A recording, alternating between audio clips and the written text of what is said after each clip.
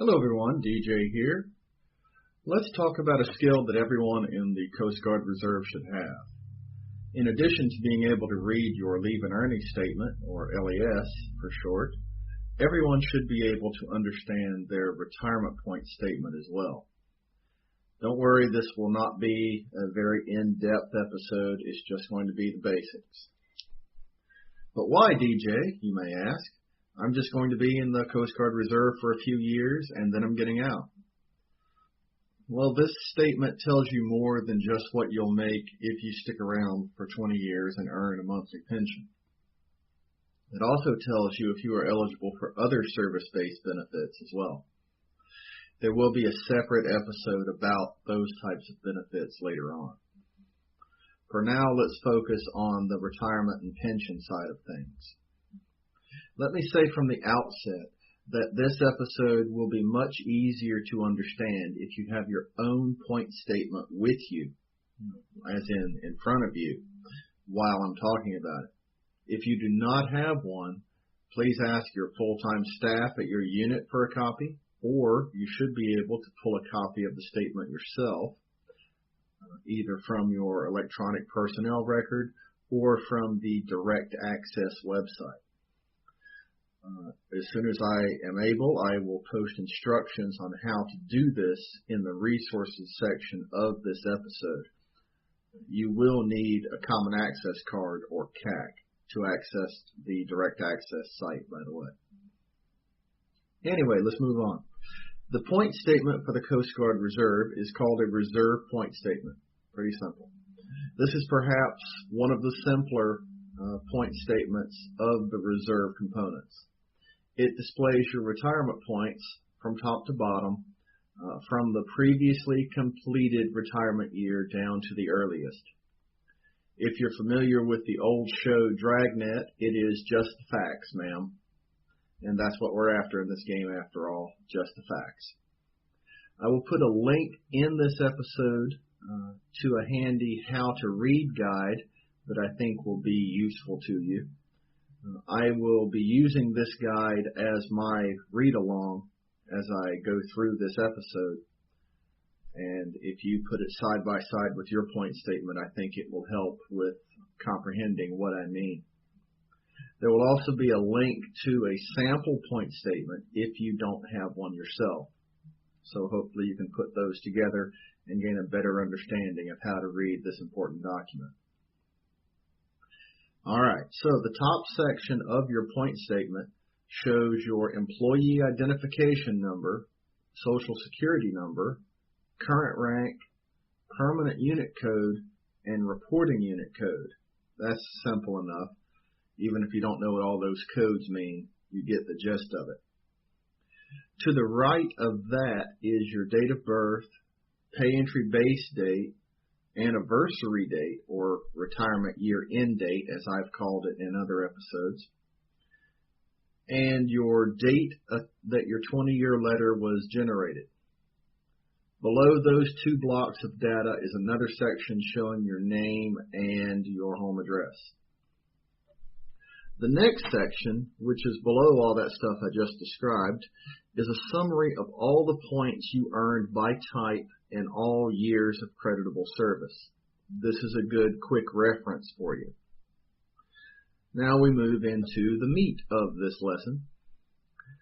Below the summary line and separated by a line of asterisks, we see your service history. This is a very busy but informative section which summarizes every year of your service. The last entry should be the time at which you first joined the military in any status. Entries in these columns are usually, but will not necessarily always be, 1-year increments. Whether or not they are full years will depend on whether or not you had a break in service. These summary lines are separated into blocks with the branch in which you served at the head of each block. Across the top of these sections of these blocks, we have the following header information, and I'll just read them as they are. CORESP courses, drill duty, membership, subtote, ADJ tote, funeral duty, ACDU/ADT, and total. So, for those who are just listening and don't have a copy of your stuff in front of you, subtote would be subtotal, and ADJ tote would be adjusted total. ACDU/ADT would be active duty for training. So let's go into each of these. The course column shows the number of points you earned from the completion of military distance learning courses, divided by 3 since you earn 1 point for every 3 hours of correspondence learning. After that, we have the drill duty column, which shows the number of drill or inactive duty points you have earned for that period of service. The membership column shows how many membership points you earned for this period, and you can earn up to 15 membership points. In fact, you can earn 15 membership points for each full year in a reserve component. Next are the subtotal and adjusted total columns. Subtotal is just the total of those first 3 columns I mentioned. Adjusted total is just that. It's an adjusted total. But why is it adjusted, you might ask? Well, let's think of a couple of dates. If you're driving or just listening, try to picture this in your head. And if you have access to my website or some of the other resources, you'll be able to see what I have in writing. So from 1946 to 23 September 1996, think of the number 60. For 24 September 96 to 30 October 2000, think 75. For 31 October 2000 to 29 October 2007, think 90. And for 30 October 2007 to present, think 130. So, if we did a little experiment and looked at the total points column, the subtotal column, and that subtotal was greater than the limit shown for that particular time frame, then your points would be adjusted down to whatever that limit happened to be, the adjusted total. And you might have noticed that in the past I've mentioned one other type of inactive duty training point, the funeral honors detail points. Funeral honors points are technically another type of inactive duty point, but they are not subject to this limit I mentioned. In other words, they're treated like active duty points. This is to encourage people to participate in funeral honors details, and we know there's a lot of work out there in that arena. Let's move on. The next columns are ACDU/ADT. This displays the number of active duty points, such as your annual training or mobilizations, that you have earned for pay or without pay, respectively. The only limit to ADT or ACDU points is the number of days in a year. Now let's go all the way to that total column. Here you will see the total number of points you have earned from each category, for each category of point. In active duty training, correspondence, etc. Keep in mind that the year in which you are currently serving will not close out until your retirement year is completed or until you separate from service, whichever comes first.